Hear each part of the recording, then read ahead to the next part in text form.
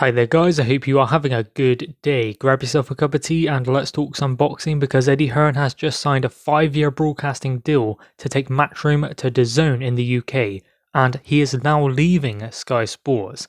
Now, on June 12th, the show in Newcastle, that will be the last one on Sky, and at least 16 shows a year will take place in the UK on the DAZN platform. The initial DAZN price is obviously $1.99, which it is at the moment, but I would imagine as more fights come over to that platform and more Matchroom fighters have their shows on that platform, that will start to creep up, but at the moment it is still $1.99.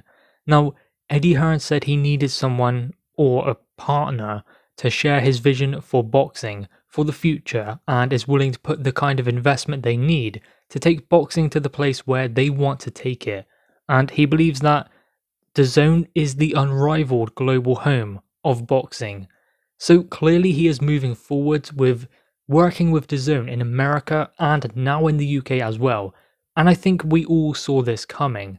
Sky Sports and Matchroom have been great partners over the past, I don't know how many years, but at some point that was bound to come to an end, especially given the money that DAZN put forwards for Matchroom in the US, and considering that can happen also in the UK, then they're not going to say no to it, because if DAZN don't get Eddie Hearn in the UK, they're going to go with a different promoter, and that just creates another rival to Eddie Hearn and Sky Sports Boxing, so that just makes it harder because they will have more money to invest in the sport of boxing.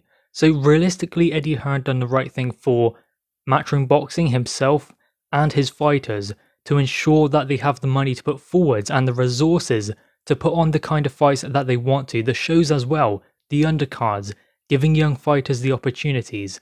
Sky Sports has been brilliant with the shows that they have put on, and that is thanks to Matchroom and their partnership with Sky Sports, but now of course they want to move forwards and take the sport to a different level. Now, interestingly enough, Frank Warren actually commented on this and what Sky will do, and he said that a former senior figure at Matchroom will likely direct boxing on Sky Sports after Eddie Hearn goes to DAZN. He also added he's heard their plans to work with various promoters to put fights on at Sky. So clearly Sky Sports have no plans of leaving boxing, they still want to remain a part of the sport and have it on their platform, but it is going to be extremely difficult given the amount of fighters that they will lose. Now, the question is, what happens to Anthony Joshua? What happens to Dillon Whyte?